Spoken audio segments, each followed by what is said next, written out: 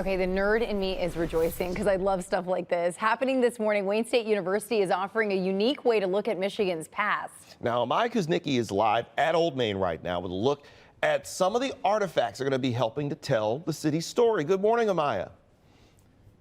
Good morning, guys. I feel like I've stepped back in time being here. And like Priya said, I mean, this stuff is so cool. And I feel like I'm getting flashbacks of some of my college courses, but of course, all the good flashbacks because this stuff is exciting to learn about. And I'm not here alone this morning. I'm joined with the Associate Director of the Anthropology Museum, Megan. And we are celebrating Archaeology Day, Megan. Yes, we are so excited for today. We're going to be inviting the public in to learn all about the archaeology of Michigan and Detroit specifically, and we're going to have lots and lots of exhibitors here from 10 a.m. till 4 p.m. And we'd love to have people come in and take a look at all of the collections we're pulling out of storage and to get a chance to see our new exhibit here and learn all about the archaeology of Michigan. And talking about this new exhibit, we're actually going to give you guys a look of some of the things you can see inside here. Do you want to talk about some of the cool pieces in this room? Absolutely. So the exhibit is called Fort Archaeology in Michigan. The one thing a lot of different universities have done here in Michigan is excavate at fort sites. We have so many of them all across the state, from the Keweenaw to Detroit. And we have two collections that are from Detroit. So we have Fort Lerneau and Fort Wayne. Many of you have been to Fort Wayne down in Southwest. Fort Lerneau isn't there anymore, but parts of it were preserved and were excavated in the 1960s when they were building one of the skyscrapers that's downtown. And so we have those here on exhibit for people to see part of our own Detroit history. So that's really fun to be able to see. Yeah, really cool. And I know we touched on the importance that this is for everyone, all ages, and it's free. We're going to pull up some information right now, so take a look at your TV screen. Megan, do you want to tell me more about what people can expect if they plan on coming down here? We will have dozens of archaeologists here with their collections. You can do hands-on activities trying to fit artifacts back together. You can learn about sites you can go visit around the state and try out some of our tools. We'd love to have you come just get your hands dirty. Yeah, no, there's a lot of amazing things to see here. And like I said, it feels like you just took a time machine back. And I know we're going to get our hands on some things maybe a little later in the day. So make sure you stick around with us. We have so much more to show you this morning. Oh, it's just so cool hearing you kind of walk us through some of Detroit's history. All right, we'll check back in with you, Amaya. Today, Wayne State University is opening its vault into Michigan's past with their free Archaeology Day. Now, this event brings rarely seen archaeological collections out to the public, and we find our Amaya Kuznicki out there at Wayne State University right now. She's going to have more on what's going on out there. You guys have noticed I've got my gloves on. I'm ready to touch some things. And I'm back here with Megan. And Megan, we're standing in front of a pretty large brick collection. I'm sure you probably have even more that you're not showing me right now, but do you want to talk about these bricks and how far back they go in time? Yeah, so part of what we have here at the museum is comparative collections, so that when we find a small piece archaeologically, we can figure out where it came from. So one of our collections is this comparative brick collection, which are mostly from Detroit brick makers. We're a brick city here. You know, we have so many brick buildings, and we have so much clay in the soil here. Anyone who has a garden knows that. And so all of these brick makers were producing all over, especially in Southwest Detroit, and they would stamp their names on a lot of these bricks. And so we can use these comparative bricks to look at who was making a building, when it was there, how old it was, where they got their bricks from. Are they shipping them in from far away? Are they local?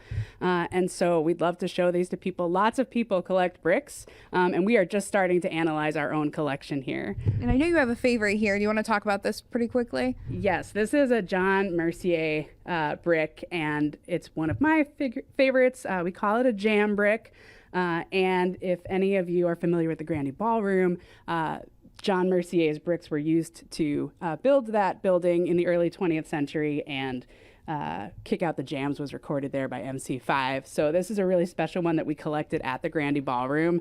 So that's one of my favorite objects in the whole collection that is here at the museum. And I know you could probably talk about that brick for forever, but I want to make sure we get over here to this area. And I thought this was super interesting because if you take a look down here, All of this stuff was actually found under the site of the Renaissance building. Yes, before the Renaissance Center was excavated or was built, archaeologists went in and did some excavations there to document the people who were here before even the Renaissance Center. So that went up in the 1970s. These are from farmsteads that were in the area in the mid to early 1800s. So we have, this is a tobacco spittoon, right? So we would spit out your tobacco juice in there. That's probably why they designed it with that. We have one of my favorites. We have all these pipes. This is a really interesting one that actually is a pretzel pipe. So it's all twisted up to show the skill of the pipe maker. But it also has the face of a person on the front. So that's a pretty interesting, unique piece that they found. But oh, go ahead. No, you're good. I know there's so much to get to, and I hate to cut you off. No, come see us later. But you're just gonna have to come down here to find out more about these pieces. And this is something that we could look at all day. And take a look at your screen right now. That's all the information you need to know if you want to come down here. Again, it's for everyone in the whole family, and it's free. I think that's the best part. It's a free activity for families, and you can also learn a little bit as well.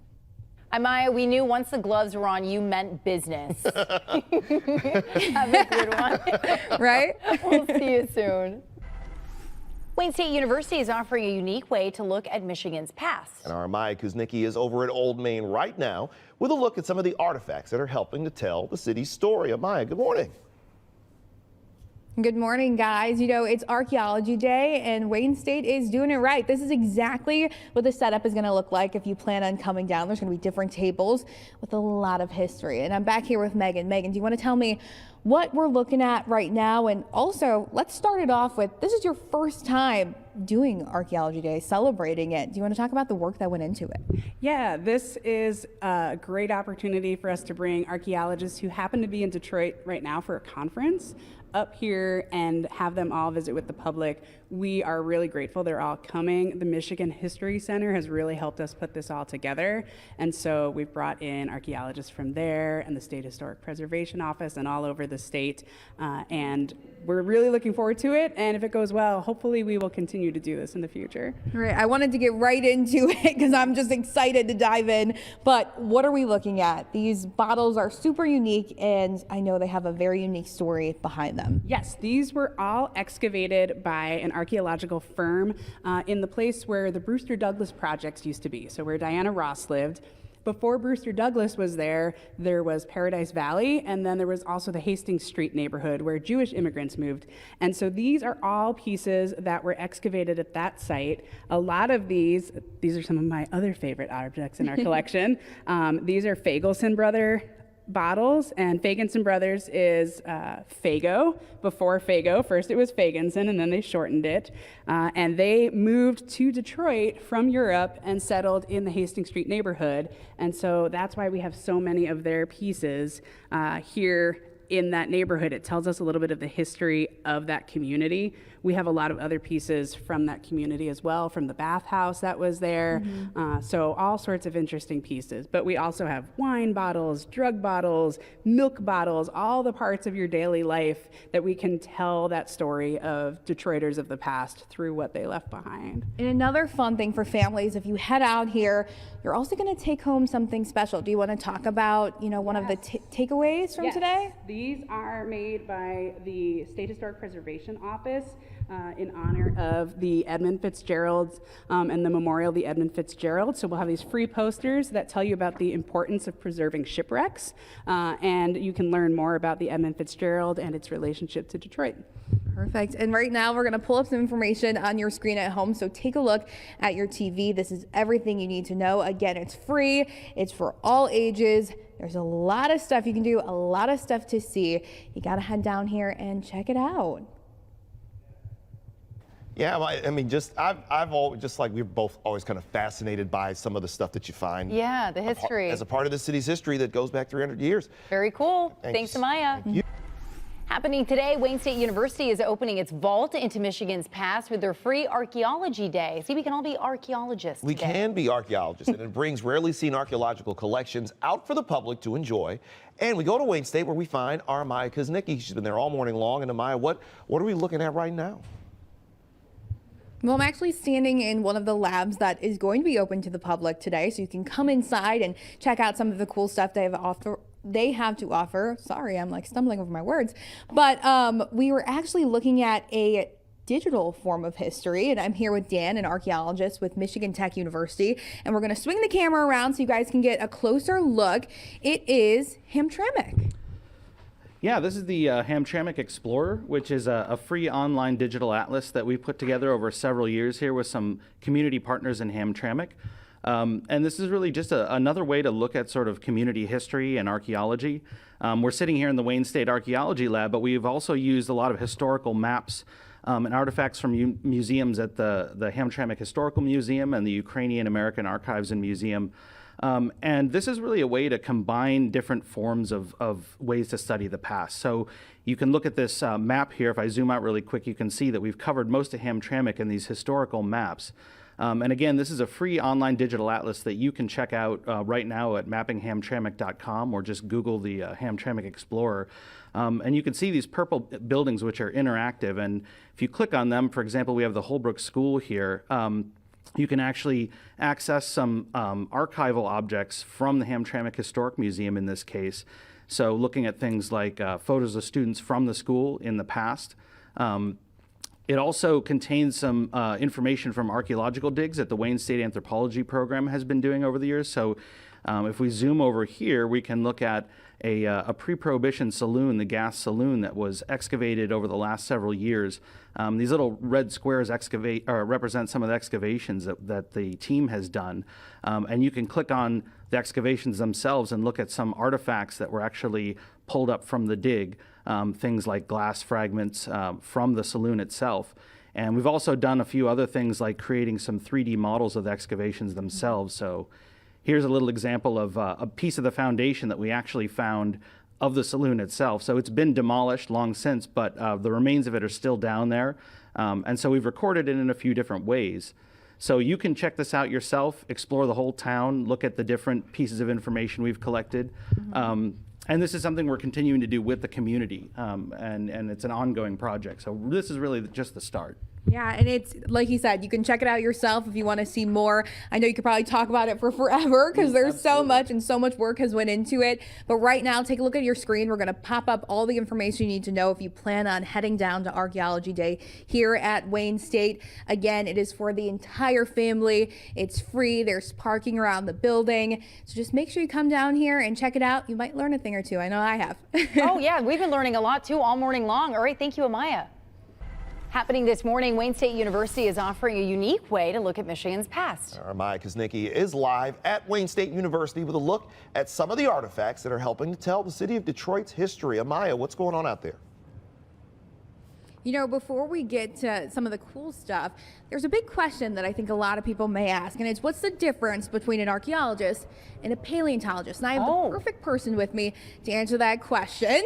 I'm with Cameron from Cranbrook. Now, Cameron, what is the difference? Well, basically, people get confused because they see movie figures like Indiana Jones or Dr. Grant, and both archaeologists and paleontologists do dig in the ground, but they're looking for very different things. Archaeology is interested in humans and the human past and learning about humanity through the material remains that are left behind, oftentimes ending up in the ground.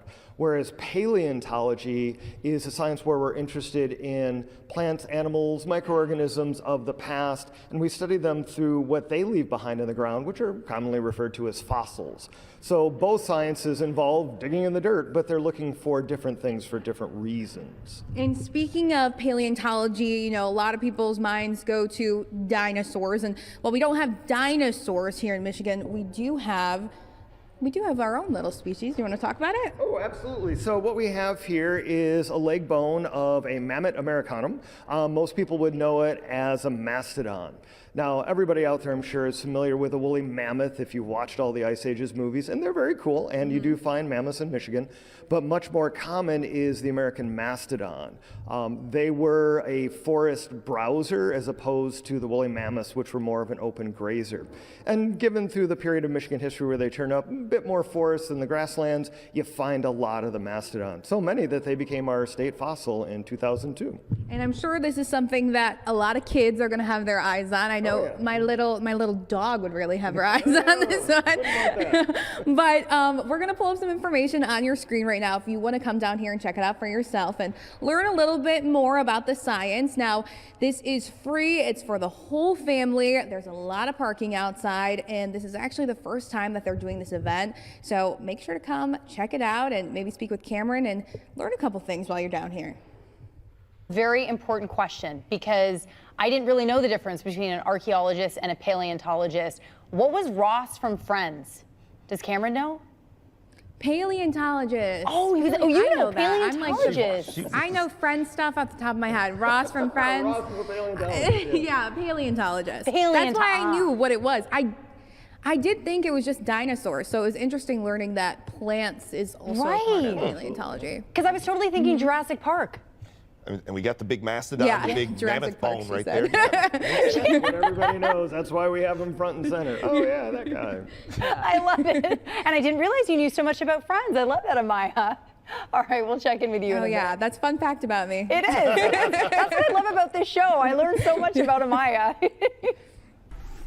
And today, Wayne State University is opening its vault into Michigan's past with their free Archaeology Day. And the event brings rarely seen archaeological collections out for the public for everyone to enjoy. And that's also where we find our Amaya Kuznicki. She's been there all morning long. And Amaya, you've been checking out all sorts of different finds, both about the city, and we even saw a mastodon bone earlier too. Yeah, do you like more of the paleontology finds or the archaeological finds? What do you like? I like a little bit of everything, but once, we stopped the interview, I was like, how heavy is that bone? He was like, about 70 pounds. Oh. I'm like, okay, that's heavier than I thought. Glad I didn't attempt to lift it up for you guys on camera, because it might have been a struggle. Right. But we're moving on to a little bit more artsy stuff. We're talking to Pewabic Pottery, and I'm here with Alethea. And Alethea, do you want to tell me a little bit about the history of Pewabic Pottery? Yeah, absolutely. Pewabic has been in the city since 1903. We've been working out of our current building since 1907. And we are making handcrafted art, tile and pottery that you can find all throughout the city. We actually have an example of it right with us today here. We're at Wayne State in Old Main today. This is a fountain that was installed in the 1930s. But you can find us all throughout the city. Right around here, you can see us at the Detroit Public Library main branch, the DIA, the Q line stations, people mover stations. You'll find us all over. And you'll actually find us in our station. If you guys walk in the entryway from our parking garage, there's a huge display of that tile. So if you haven't checked it out before, make sure you look at it, because it's very, very cool. But we also have fun activities here for kids, families. Let's move over here, and we're gonna show you some of the stuff that you can do. Now, this is all magnetic. These are all magnets. They're all based off tiles in different glazes that we currently have available. So you can try your hand at becoming a Pewabic designer and making your own installation. Now, for me, it's kind of hard to move these around with my nails. It's the one thing that's not fun. But do you want to kind of make something for us? Yeah, we can just kind of put them around. We have lots of different color options. And it's just little patterns. And that's the fun thing. Like, there's no specific way to do this. No right or wrong, just fun. Yeah. And, if you want to come down here and give it a try and make your own artistic creation, make sure you stop by Archaeology Day here at Wayne State University. There's information on your screen right now. It's free. It's fun for the entire family. You got to check out all of these stations. There's a lot of interesting stuff to see, a lot to learn. You just got to come down here and see it for yourself, because it's really hard to do it justice through the camera. You really have to see some of this stuff in person. Oh, for sure. And you know what I love? Because I know you grew up here, but for me, when I first moved here, like I didn't know much about Pewabic.